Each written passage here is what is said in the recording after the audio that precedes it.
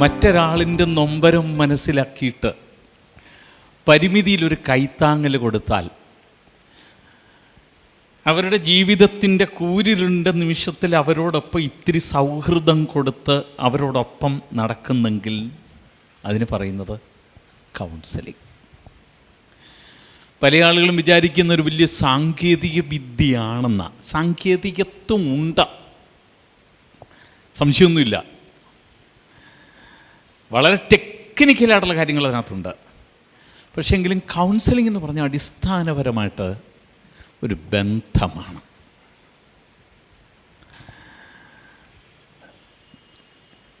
നമ്മുടെ അടുക്കൽ നൊമ്പരവും സങ്കടവും കുറ്റബോധവും മനസ്സിൻ്റെ സമ്മർദ്ദവുമായി വരുന്ന ആളുകളുടെ വിഷമങ്ങൾ വളരെ ക്ഷമയോടുകൂടി കേൾക്കുവാൻ, ലിസണിങ്, മറ്റേ ആളിൻ്റെ നൊമ്പരങ്ങളെല്ലാം വാക്കുകളിലൂടെയോ ആംഗ്യത്തിലൂടെയോ കണ്ണുനീരിലൂടെയോ പ്രകടിപ്പിക്കുവാൻ കഴിയുന്ന അതിനവസരം അനുകൂലമായൊരു അന്തരീക്ഷം ഉണ്ടാക്കിക്കൊടുത്ത് ജീവിതം നല്ല രീതിയിൽ വ്യത്യസ്തമായിട്ട് ജീവിക്കുവാൻ അവരെ വെല്ലുവിളിക്കുകയും പ്രോത്സാഹിപ്പിക്കുകയും കൈത്താങ്ങൽ കൊടുക്കുകയും ചെയ്യുന്നതിന് പറയുന്നത് കൗൺസിലിംഗ് എന്നാണ്. ഇവിടെയുള്ള പഴയ കാലത്തെ മുത്തശ്ശന്മാരും മുത്തശ്ശിമാരും ഒക്കെ ചെയ്തതാ.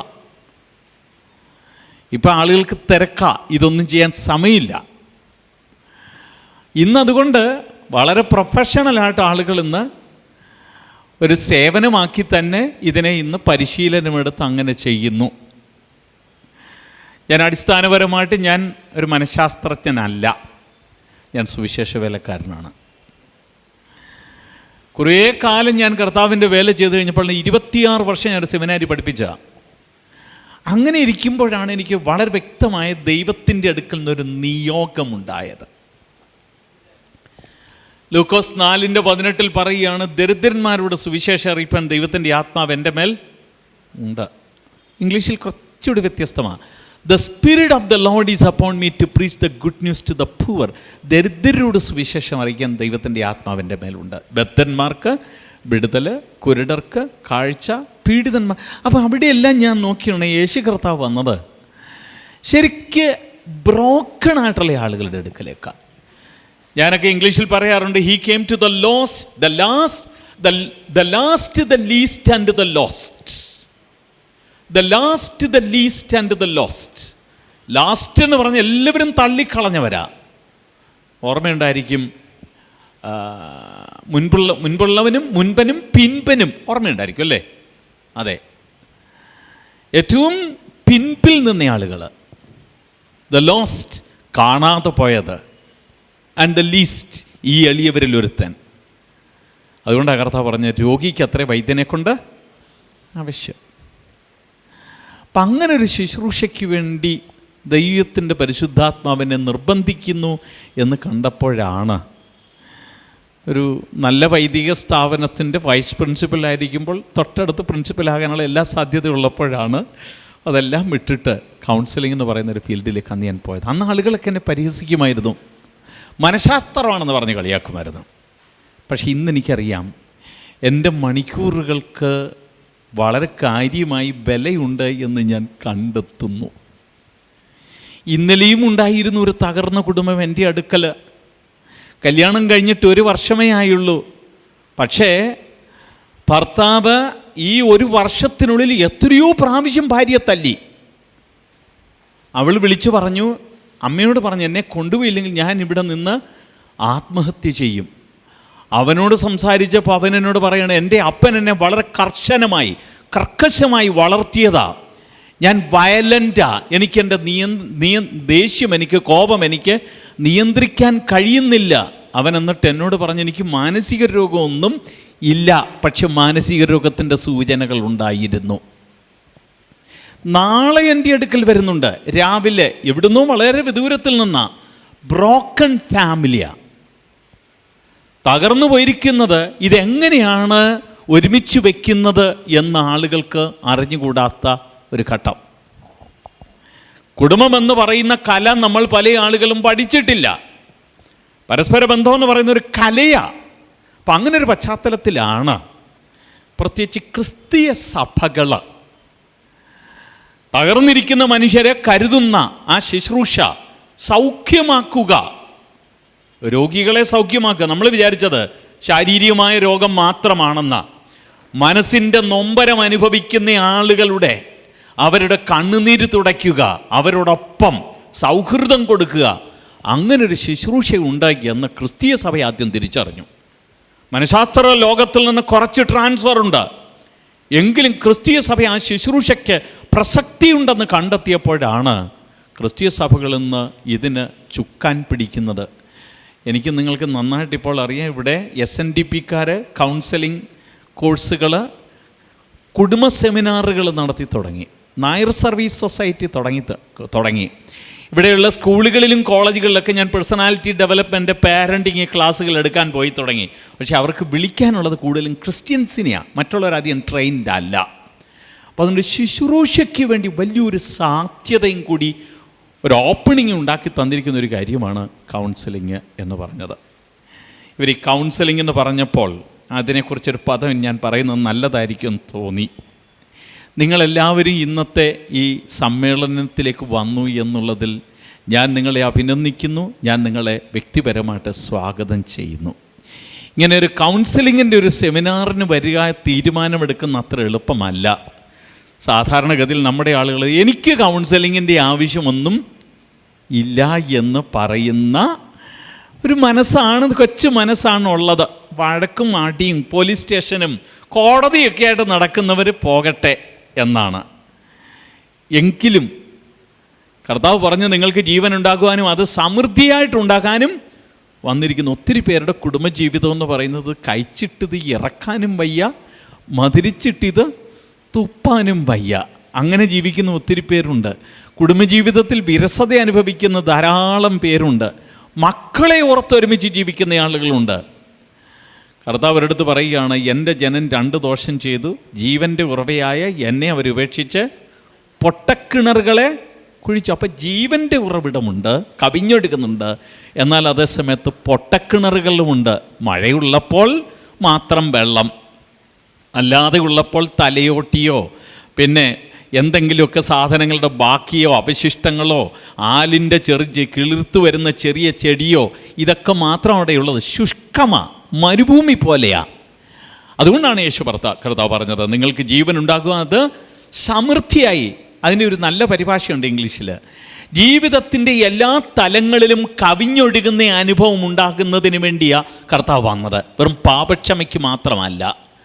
നമ്മുടെ ജീവിതത്തിൻ്റെ മനസ്സ്, ഭാവം, ബന്ധങ്ങൾ, എല്ലാ കാര്യത്തിനകത്തും യേശുക്രിസ്തുവിനെ അറിയുന്നവർക്ക് വ്യത്യാസമുണ്ട്. ഞാൻ പറയട്ടെ, കർത്താവിനെ അറിഞ്ഞ ശേഷം ഭാര്യയോടുള്ള ബന്ധത്തിന് വ്യത്യാസം വരും, ഭർത്താവിനോടുള്ള ബന്ധത്തിന് വ്യത്യാസം വരും, ഭാഷയ്ക്ക് മാറ്റം വരും, വസ്ത്രധാരണത്തിന് മാറ്റം വരും, സമ്പത്തിനോടുള്ള നമ്മുടെ സമീപനത്തിന് മാറ്റം വരും, ഓഫീസിൽ ജോലി ചെയ്യുന്നതിന് മാറ്റം വരും.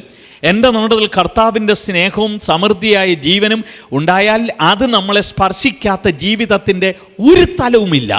ശരീരത്തിനും അത് സ്വാധീനിക്കുന്നു, മനസ്സിനെ സ്വാധീനിക്കുന്നു, മനോഭാവങ്ങളെയും സ്വാധീനിക്കുന്നു. അതുകൊണ്ട് ഒരു പക്ഷേ സന്തോഷകരമായ കുടുംബജീവിതം നിങ്ങൾ നയിക്കുന്നു എങ്കിൽ പോലും കുറച്ചുകൂടി സമൃദ്ധിയായി, കുറച്ചുകൂടി തൃപ്തികരമായി, കുറച്ചുകൂടി ആനന്ദകരമായ ജീവിതം നയിക്കുവാൻ ആണ് ഇന്നത്തെ ഈ സെമിനാർ കൊണ്ട് പ്രധാനമായിട്ട് ഉദ്ദേശിക്കുന്നത്. ഞാൻ കുടുംബത്തിൻ്റെ ചെറിയ പ്രാധാന്യത്തെക്കുറിച്ച് വളരെ വളരെ ബ്രീഫായിട്ട് ഞാൻ പറയുന്നതായിരിക്കും. അത് കഴിയുമ്പോൾ ഇന്ന് നമ്മുടെ സമൂഹത്തിൽ കുടുംബങ്ങൾ എങ്ങോട്ടാ, ഒരു ആനുകാലിക കുടുംബത്തിൻ്റെ ഒരു ചെറിയ വിശകലനം. അത് കഴിയുമ്പോഴാണ് കുടുംബത്തിൻ്റെ പാവനതയ്ക്കിന്ന് മാറ്റം വരുമ്പോൾ അതിന് ദൈവത്തിൻ്റെ തിരുവെഴുത്ത് പറയുന്ന മറുപടി എന്താണെന്ന് തിരുവെഴുത്തിൽ നിന്ന് ഞാൻ നിങ്ങൾക്ക് വേണ്ടി വ്യാഖ്യാനിക്കും. ഏറ്റവും അവസാനം വരുമ്പോൾ നമ്മുടെ കുടുംബജീവിതം കുറെ കൂടി ധന്യമാക്കാൻ എന്ത് ചെയ്യാൻ കഴിയും? ഈ 1-1.5 മണിക്കൂറുകൾ കൊണ്ട് പരിമിതമായിട്ടേ സംസാരിക്കാൻ കഴിയത്തുള്ളൂ. എനിക്കറിയാം ഇവരുടെ പരസ്യത്തിനകത്തൊക്കെ പിന്നെ മക്കളെ വളർത്തുന്ന കല, ഇതുപോലെ ഒത്തിരി കാര്യങ്ങൾ പറയുന്നുണ്ട്.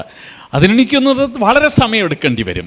ഞാൻ സാധാരണ കൗമാരപ്രായക്കാരെ വളർത്തുന്നത്, കുഞ്ഞുങ്ങളെ വളർത്തുന്നത്, ഇതുപോലുള്ള കാര്യങ്ങളൊക്കെ എടുക്കാറുണ്ട്. പക്ഷേ എല്ലാം കൂടെ കഴിയില്ല. എങ്കിലും ചില ഏരിയാസ് ഫോക്കസ് ചെയ്യാനായിട്ട് ഞാൻ താല്പര്യപ്പെടുന്നു. സുജിത്ത് സൈമൺ എന്നെ പരിചയപ്പെടുത്തിയ നല്ല വാക്കുകൾക്കൊക്കെ നന്ദി. എൻ്റെ വളരെ വളരെ അടുത്തൊരു വിദ്യാർത്ഥിയായിരുന്നു. എന്നാൽ എനിക്ക് തോന്നുന്നത് തിരുവല്ല പട്ടണത്തിന് പറ്റിയ ഒരാളിനെയാണ് ദൈവം ഇങ്ങോട്ട് വിട്ടിരിക്കുന്നത്. ഇവിടെ കേരളത്തിൽ ഏറ്റവും കൂടുതൽ കേരളമാണ് ആത്മഹത്യക്ക് 1-ാം സ്ഥാനം. അറിയാമായിരിക്കുമല്ലോ അല്ലേ? കേരളം ആണ് മദ്യപാനത്തിന്, ആളോഹരി മദ്യപാനം, അതായത് per capita consumption of alcohol. BBC-യുടെ ഒരു പഠനമനുസരിച്ച് എവിടെയാണെന്നറിയോ? കൊച്ചു കേരളമാണ്.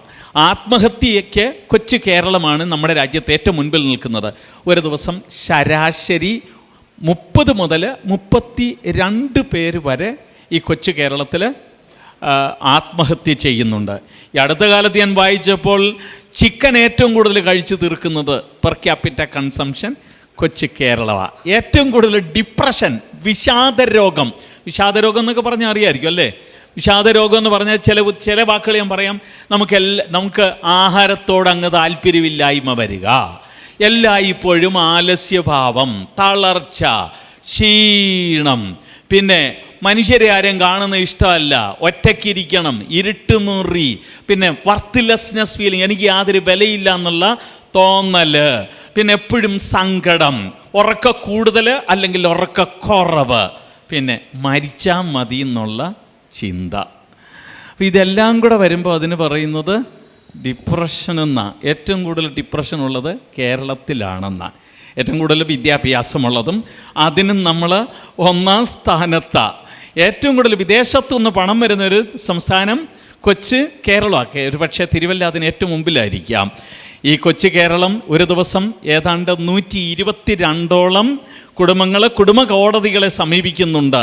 എന്തിനാണെന്നറിയാം? ഞങ്ങളെ ഒന്ന് പിരിക്കണേ എന്ന് പറഞ്ഞാൽ 40 കുടുംബങ്ങളെ കൊച്ചു കേരളത്തിലെ എല്ലാ ദിവസവും കോടതികൾ ഡൈവോഴ്സ് ചെയ്യുന്നുണ്ട്. കോടതികളുടെ നിസ്സഹായത എനിക്കറിയാം. തിരുവെഴുത്ത് പറയുന്നത് ദൈവം യോജിപ്പിച്ചതിന് മനുഷ്യൻ വേർതിരിക്കരുത്. പക്ഷേ ഇവർ നിലവിളിച്ച് പറയാം, ഞങ്ങൾ എങ്ങനെയെങ്കിലും ഒന്ന് വേർതിരിച്ചതാ സാറേ. മ്യൂച്വൽ കൺസെൻറ്റിൽ പരസ്പര സമ്മതത്തോടുകൂടി 40 കുടുംബങ്ങൾ ഒരു ദിവസം തകരുന്നുണ്ട്. അപ്പോൾ അങ്ങനെയുള്ളൊരു കൊച്ചു കേരളമാണ്. അതിൽ വിവാഹത്തിന് തകർച്ച ഏറ്റവും കൂടുതൽ സംഭവിക്കുന്ന ഏത് ഡിസ്ട്രിക്റ്റിലാണെന്നറിയാമോ? കൊച്ചു കേരളത്തിൽ. ഒരു സമയത്ത് തിരുവനന്തപുരത്തേക്ക് പോയി. അല്ലെങ്കിൽ 1-ാം സ്ഥാനത്ത് നിൽക്കുന്ന ആരാണെന്നറിയാമോ? പത്തനംതിട്ട ഡിസ്ട്രിക്റ്റ്. എല്ലാ സഭകളുടെയും കേന്ദ്രം. എന്താ? സിറിയൻ മർത്തോമ ചർച്ചിൻ്റെ കേന്ദ്രം, പിന്നെ സെൻറ് തോമസ് ഇവാഞ്ചലിക്കൽ ചർച്ചിൻ്റെ കത്തീഡ്രലും കേന്ദ്രവും, പിന്നെ വേറെ ഏതിൻ്റെയൊക്കെയാ? PRDS, ക്രിസ്തീയ സഭയുടെ നമ്മൾ കണക്കാക്കി PRDSൻ്റെ കേന്ദ്രം, പിന്നെ ഷാരോൻ്റെ കേന്ദ്രം, ചർച്ച് ഓഫ് ഗോഡിൻ്റെ കേന്ദ്രം, IPCയുടെ കേന്ദ്രം, പിന്നെ വേറെ ഏതൊക്കെ എനിക്ക് അറിഞ്ഞുകൂടാ, നിങ്ങൾ ഇനി പറയണം. വേറെ ഏതാണ്ടൊക്കെ സഭകളുണ്ട്. പിന്നെ ശബരിമല ഇവിടെ തന്നെയാണ്. ഉള്ള ഭക്തരെല്ലാം കൂടെയുള്ള നാടാണ്. പക്ഷേ ഇവിടെ നമ്മളെ ഇത് ബാധിച്ചു തുടങ്ങിയിരിക്കുന്നു. പല ആളുകളും വിചാരിച്ചിരിക്കുന്നത് HIV AIDS നമ്മളെ ആരെയും ബാധിക്കില്ല എന്നാണ്. ഒരിക്കൽ അമേരിക്കയിൽ ഒരു മിഷനറി ആഫ്രിക്കയിൽ നിന്ന് വന്നിട്ട് അദ്ദേഹം അന്ന് ഫണ്ട് റേസ് ചെയ്യുന്നതിന് വേണ്ടി സായിപ്പ അദ്ദേഹം പ്രസംഗിച്ചുകൊണ്ടിരിക്കുകയായിരുന്നു. അക്കാലത്ത് എയ്ഡ്സ് രോഗം വന്നപ്പോൾ ദൈവത്തിൻ്റെ ശാപമാണ്, ശിക്ഷയാണ്, ഇതൊക്കെ പ്രസംഗിച്ച് ബാക്കിയുള്ളവരെല്ലാം പാപികളാക്കി സ്വവർഗപ്രേമികളാണ്. കുറച്ചൊക്കെ ശരിയാ. പക്ഷേ എന്നാലും അങ്ങനെ പ്രസംഗിച്ചുകൊണ്ടിരിക്കുമ്പോഴാണ് ആഫ്രിക്കയിൽ മിഷനറി ആയിരുന്ന ഒരു മിഷനറി അമേരിക്കയിലേക്ക് മടങ്ങി വന്നിട്ട് അദ്ദേഹം പുൽപ്പിറ്റിൽ പ്രസംഗിച്ചുകൊണ്ടിരിക്കുമ്പോൾ ബോധരഹിതനായിട്ട് അവിടെ വീണു. ആളുകൾ പെട്ടെന്ന് താങ്ങിയെടുത്ത് ആശുപത്രിയിൽ കൊണ്ടുപോയി. അവിടെ ചെന്ന് പരിശോധിച്ചപ്പോഴാണ് ഈ പാസ്റ്റർക്ക്, മിഷനറിക്ക് HIV പോസിറ്റീവ്. എയ്ഡ്സ് രോഗത്തിൻ്റെ അതിനകത്തേക്ക് വഴുതി വീഴാൻ പോകുക. അദ്ദേഹത്തിന് എവിടുന്നെങ്കിലും അപ്പം പുള്ളി ഒട്ടും മോശക്കാരനല്ലല്ലോ, മിഷനറി ആണെങ്കിലും കയ്യിലിരിപ്പ് ശരിയല്ല എന്നാ. പക്ഷെ അവസാനം കണ്ടെത്തിയെന്തോന്നറിയാമോ? അദ്ദേഹത്തിൻ്റെ പല്ല് ക്ലീൻ ചെയ്യാൻ പോയതാ. കണ്ടാമിനേറ്റഡ് ആയിട്ടുള്ള ഉപകരണങ്ങൾ ഉപയോഗിച്ചതാ. അങ്ങനെയാ രോഗിയായത്. എനിക്ക് നിങ്ങൾക്ക് ഹെപ്പറ്റൈറ്റിസ് B കിട്ടത്തില്ലെന്നോ, ഇതൊന്നും ഡെങ്കു കിട്ടില്ല എന്നോ വിചാരിക്കണ്ട. അങ്ങനെ നമ്മുടെയൊക്കെ ചുറ്റുപാടുകൾ ഒരു പക്ഷേ ഒരു ബ്ലഡ് ട്രാൻസ്ഫ്യൂഷൻ ആയിരിക്കും, അല്ല മജ്ജ എന്നവർ റീപ്ലേസ് ചെയ്യുന്നതായിരിക്കും. ആർക്കറിയാം? ഇവർ ഉപയോഗിക്കുന്ന നീഡിൽസ് ഇനി ഓട്ടോക്ലേവിനകത്ത് വല്ലോ ഇട്ടോ, നല്ല പുത്തൻ നീഡിലാണോ? ഞാനൊരിക്കൽ ബാംഗ്ലൂർ HIV AIDS കൗൺസിലിങ്ങിൻ്റെ ഒരു ട്രെയിനിങ് എടുക്കുമ്പോൾ സെൻറ്റ് ജോൺസ് മെഡിക്കൽ കോളേജിൽ വെച്ചാൽ അന്നാണ് അവിടെയുള്ള ചില മെഡിക്കൽ കോളേജിലെ പ്രൊഫസേഴ്സും പ്രിൻസിപ്പൽസും പറയുന്നത് ഈ ഡിസ്പോസബിൾ സിറിഞ്ച് വളരെ മാന്യമായിട്ട് ഒന്ന് കഴുകുക പോലും ചെയ്യാതെ തിരിച്ചു വരുന്നു. ഞാനിത് എന്തിനാണ് പറയുന്നതെന്ന് അറിയാമോ? നമ്മളൊക്കെ അത്ര സുരക്ഷിതരൊന്നും അല്ല, നമ്മുടെയും കുടുംബങ്ങളൊന്നും സുരക്ഷിതരാണെന്ന് പറയാൻ സാധിക്കുകയില്ല. ഇതൊന്നും ഞാൻ നിങ്ങളെ പറഞ്ഞ് പേടിപ്പിക്കുകയല്ല, എങ്കിലും തിരുവല്ല എന്നുള്ളത് വളരെ പ്രസക്തമായ ക്രിസ്തീയമായ പാരമ്പര്യങ്ങളുടെ ഒരു വലിയ നാടെന്നാണ് ഈ കഴിഞ്ഞ ദിവസം എവിടെയോ എന്തോ എനിക്കൊന്ന് ഇവിടെ ഒരു കൺവെൻഷൻ നടക്കുന്നതിൻ്റെ ഒരു മുഖവുരയ്ക്കകത്താണ് പറഞ്ഞിരിക്കുന്നത്, ക്രിസ്തീയ പാരമ്പര്യങ്ങളുടെ ഈറ്റില്ലമായ തിരുവല്ല. അതുകൊണ്ട് നമുക്ക് കുടുംബത്തിനകത്തേക്ക് നമുക്ക് പോകാം. കുടുംബം എന്ന് പറയുന്നത് മനുഷ്യ വ്യക്തിത്വത്തെ ഏറ്റവും കൂടുതൽ സ്വാധീനിക്കുന്ന ഘടകം. നമ്മളുടെ മനസ്സിൻ്റെ ആരോഗ്യം, നമ്മുടെ ബന്ധങ്ങൾ, നമ്മുടെ ജീവിതത്തിൻ്റെ മനോഭാവങ്ങൾ, നമ്മുടെ ഭക്തിയില്ലായ്മ ഏറ്റവും കൂടുതൽ സ്വാധീനിക്കുന്ന ഘടകം എന്താണെന്ന് ചോദിച്ചാൽ അത് നമ്മുടെ സ്വന്തം കുടുംബമാണ്. കുടുംബത്തിൽ എന്ത് സംഭവിക്കുന്നുവോ അത് നമ്മളെ എല്ലാവരെയും സ്വാധീനിക്കുന്നു എന്നാണ് പഠനങ്ങൾ തെളിയിക്കുന്നത്. ചില സൂചനകൾ മാത്രം ഞാൻ പറയാം. കുടുംബം അത്ര പ്രധാനമായതുകൊണ്ടാണ് ഞാൻ ഈ പറയുന്നത്. മദ്യപാനികളുടെ മക്കൾ മദ്യപാനികളാകാൻ സാധ്യത മറ്റുള്ളവരെക്കാൾ കൂടുതലാണ്. മദ്യപാനികളുടെ മക്കൾക്ക് മാനസിക രോഗം ഉണ്ടാകാൻ സാധ്യത വളരെ കൂടുതലാണ്. മദ്യപാനികളുടെ മക്കൾക്ക് ഇറിറ്റബിൾ നേച്ചർ, ഈർഷ്യപ്രകൃതി വളരെ കൂടുതലായിരിക്കും. മദ്യപാനികളുടെ മക്കൾ അവർ പല കാര്യങ്ങളും കംപ്ലീറ്റ് ചെയ്തില്ല, ഇടയ്ക്കിടയ്ക്ക് ഈ പായൽ പോലെയാ ഒഴുകി നടക്കും. എന്തുപറ്റി? അവരുടെ കുടുംബാന്തരീക്ഷത്തിൽ സംഭവിച്ചത്, അവരുടെ മനസ്സിൽ കുടുംബ പശ്ചാത്തലത്തിൽ സംഭവിച്ച അവരുടെ പശ്ചാത്തല സംഗീതമാണ്. ഞാൻ ഒരിക്കലും മറക്കത്തില്ല, മലയാള മനോരമയിൽ വർക്ക് ചെയ്യുന്ന ഒരു ജേർണലിസ്റ്റ് വളരെ സുന്ദരിയായ ഒരു ഭാര്യയുമായിട്ട് എൻ്റെ അടുക്കൽ വന്നു. സൗന്ദര്യബോധമുള്ള ഏത് പുരുഷനും നോക്കി പോകുന്ന സൗന്ദര്യമാണ്. അദ്ദേഹം എൻ്റെ അടുക്കൽ നെഞ്ചത്തടിച്ച് കരഞ്ഞുകൊണ്ട് പറഞ്ഞു, സാർ ഞാൻ വലിയൊരു അബദ്ധം വരുത്തി. ഞാൻ ചോദിച്ചു എന്തു പറ്റിയെന്ന് ചോദിച്ചു. സാർ കല്യാണാലോചനയ്ക്ക് പോയി, അവളുടെ സൗന്ദര്യം കണ്ടിട്ട് ഞാൻ കല്യാണം കഴിച്ചു. പക്ഷേ കല്യാണം കഴിച്ചു കഴിഞ്ഞപ്പോഴാണ് ഇപ്പോൾ എനിക്ക് മനസ്സിലാകുന്നത് എനിക്കവളെ ചുമക്കാൻ കഴിയില്ല. അവരുടെ പശ്ചാത്തലം ഞാൻ അന്വേഷിച്ചപ്പോൾ ഈ പെൺകുട്ടി ഒരു കടുത്ത മദ്യപാനിയുടെ കുടുംബാന്തരീക്ഷത്തിൽ നിന്നാണ് വന്നത്. കുടുംബത്തിൽ എന്ത് സംഭവിക്കുന്നു അതെല്ലാം നമ്മളെല്ലാവരെയും സ്വാധീനിക്കുന്നു എന്ന് കർത്താവായ യേശു ഒരിക്കൽ ഒരു ഉപമ പറഞ്ഞു. ഒരു മനുഷ്യൻ വിത്ത് വിതപ്പാൻ പുറപ്പെട്ടു, ചിലത് വഴിയരികെ വീണു, ചിലത് പാറമേൽ വീണു, ചിലത് മുള്ളിനിടയിൽ വീണു, ചിലത് നല്ല നിലത്ത് വീണു. കർത്താവ് ഉപമ കൊണ്ട് ഉദ്ദേശിച്ചത് എന്താണെന്നറിയാം? വചനത്തോടുള്ള നമ്മുടെ പ്രതികരണ രീതിയെക്കുറിച്ചാണ് ഇവിടെ കർത്താവ് പറയുന്നത്. വളരെ വിചിത്രമായി നമ്മൾ നോക്കിയാൽ വിത്തുകളെക്കുറിച്ച് ഒരു കുറ്റവും പറയുന്നില്ല. പക്ഷേ വിത്തുകൾ വളരുന്ന നിലമെന്തോ അതിനെക്കുറിച്ച് കർത്താവ് വളരെ സൂക്ഷ്മമായിട്ട് വിശകലനം ചെയ്ത് ഉപമകളിലൂടെ പറയുക. ഞാനതിനെ കുടുംബവുമായിട്ട് സാദൃശ്യപ്പെടുത്താറുണ്ട്. നമ്മളുടെ കുടുംബം ഒരു കൊച്ചു നിലമ. അവിടെ എന്ത് സംഭവിച്ചോ അതെല്ലാവരെയും ബാധിക്കുന്നുണ്ട്, മക്കളെ ബാധിക്കുന്നുണ്ട്, എല്ലാവരെയും സ്വാധീനിക്കുന്നുണ്ട്. ചിലത് വഴിയരികെ വീണു, പറവകൾ കൊത്തിപ്പറിച്ചു, മനുഷ്യർ ചവിട്ടിത്തേച്ചു. പല കുടുംബങ്ങളിലും കുഞ്ഞുങ്ങളും നമ്മളൊക്കെ വളർന്നു, ചവിട്ടിത്തേച്ചു. കഴുത, പോത്തെ, നീ പോന്നിട്ട് തൊഴിടത്തും ശരിയാവില്ലടാ, ശപിച്ചാ വളർത്തിയത്. ഹിപ്നോട്ടിസം കേട്ടിട്ടുണ്ടോ? ഹിപ്നോട്ടിസം എന്ന് പറഞ്ഞാൽ കേട്ടിട്ടുണ്ടോ? നമ്മളൊക്കെ അത് വലിയ പിശാചാണെന്ന് പറഞ്ഞിരിക്കുക. ഞാനൊക്കെ ഭാഗികമായിട്ട് ട്രെയിൻഡ്, അധികം ഉപയോഗിക്കാത്തൊരു സാധനമാണ്. ഒരിക്കലും മുസ്ലിം സഹോദരൻ എൻ്റെ അടുക്കൽ വന്നു. 18